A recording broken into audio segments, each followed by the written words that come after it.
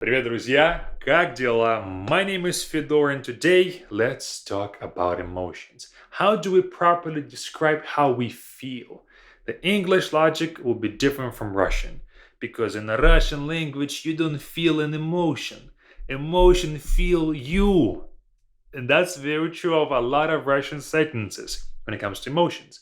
We don't say I'm happy or I'm sad like we do in English, where you feel something or you are feeling something. In Russian, an emotion comes to you because you don't really control it. So I'm happy would be мне весело. Well, like I'm joyful, I'm glad, but similar. Мне грустно would be I'm sad. But it is sad to me. You cannot say я for I in these sentences like я веселый or я грустный because you don't control the emotion itself. Я веселый and я грустный would describe you as a person. I'm a happy person and I'm a sad person, more of a permanent markers. But мне весело and мне грустно, it is sad, it is happy, it is glad to me. Because we don't control it, we cannot do the emotion. That's why мне, to me, is used. That would be very similar to a lot of Russian sayings, a lot of Russian emotional sayings. Let me pull up a list of all the мне plus something emotion, so I won't forget any. Мне грустно, мне весело, мне страшно, мне стыдно, мне неловко, мне одиноко, мне спокойно, мне скучно, мне обидно, мне тревожно, мне некомфортно. Now, this is a great list, and you can see from the English translations that these phrases are very basic, meaning that you can probably imagine you using these at some point of your not even life, like a year. You can use all of these depending on the time of the year, depending on the day. And so it's very important that you memorize these phrases for the things that you say the most frequently. Okay? And notice this all of them have this мне plus a word. Notice the second thing. All of these second words end on o. And that's a pattern because the words that end on o in this case describe a state. You're describing the state that you're in. This is a temporary feeling. If I say мне одиноко, that means I feel lonely or it is lonely to me right now. It might change in an hour, it might change in a day. So it's a temporary state. And мне for I feel something can be changed to you feel something by a change from мне to тебе. If you're familiar with Russian grammar term cases, you can put whatever person, whatever being into dative case to replace this тебе, and you will talk about that person's emotions. But again, we're not going to complicate this video with cases topic now, so now you know what to do. Now, these all describe present, right now. Let's make it past. Add a word stало. Stало means I turned sad, I became sad. So it's the past tense. If you're describing your emotion in the past, you just say мне стало грустно, for example. Now it's the past tense. Future tense. Мне станет грустно. So this addition of станет turns it future. Again, it's a lot to remember, but take notes so you can take this and put it in your memory and remember this because the structure is different from English. And so we have to memorize the phrase so we won't always have to think about the logic of it. It's easier to take one phrase, memorize the structure of it, and then just change the last word from грустно to весело, спокойно, etc., than remembering every single phrase across past and future. There's a pattern here that we should learn. Now, if you want more help with your patterns of the Russian language, BeFluent Camp is the right solution for you. BeFluent Camp is our 8-week intensive course for all of you guys serious learners who want to make fast progress. You are not playing around with just Duolingo, learning for 15 minutes a day. You want to spend a good amount of time every day to make good progress for your Russian, because a lot of you guys are learning Russian for your family and friends, for your loved ones, for your spouse, for your future kids or current kids, for your friends, etc. It means something to you. It's not like a hobby, it's not a thing that you do just because you want to just spend your time somehow. You're learning Russian for a very specific purpose, and that's why we created this course, Be Fluent Camp. For 8 weeks together, we will learn a whole lot.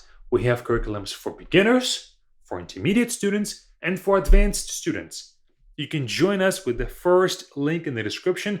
The closest start date to today is July the 6th.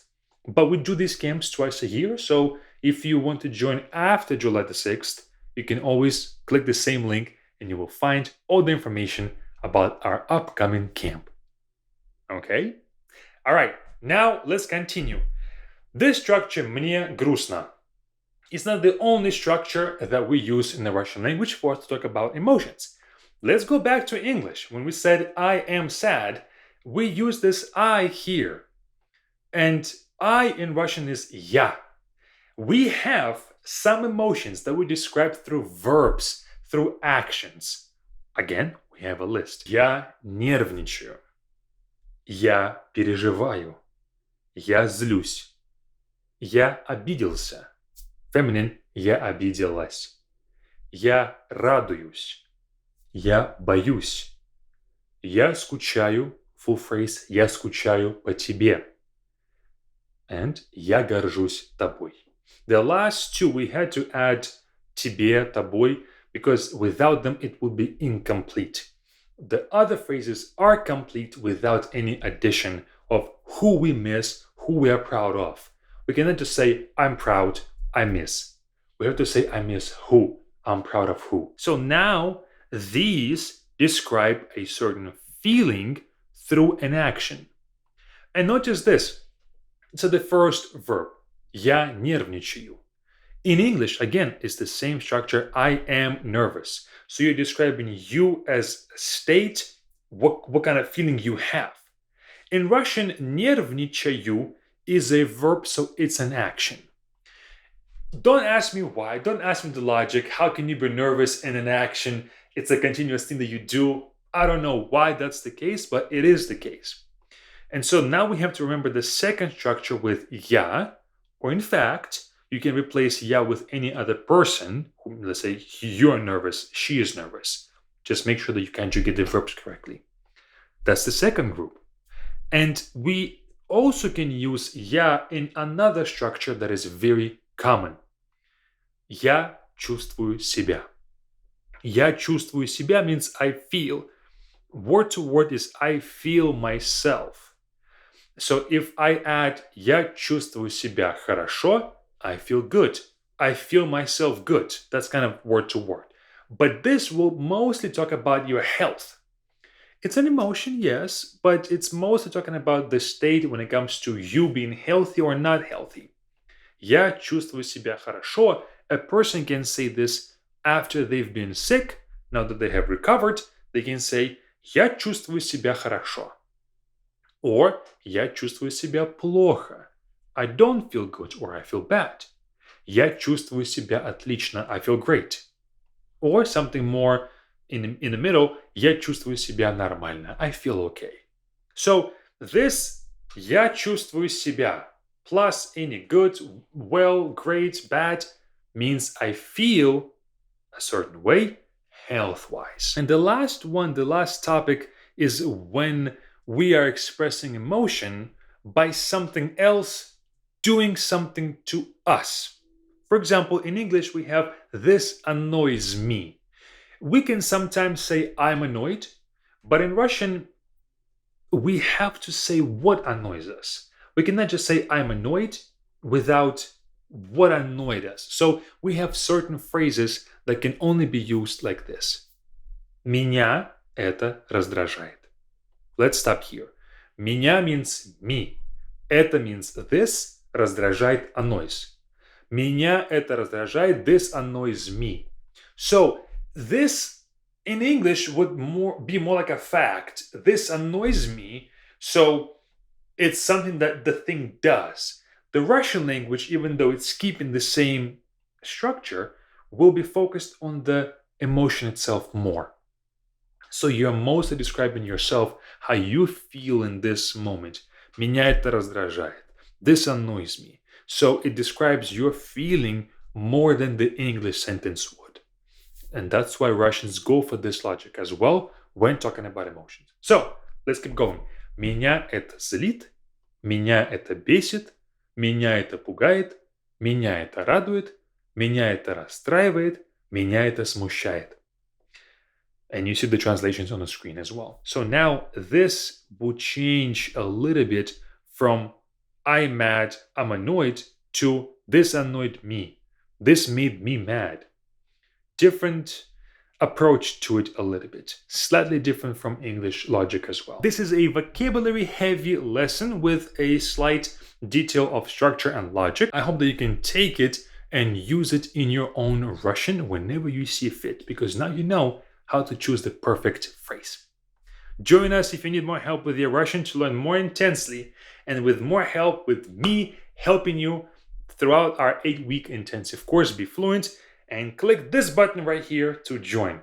If you want to keep on watching our YouTube videos, then this next video is great. It's up to you.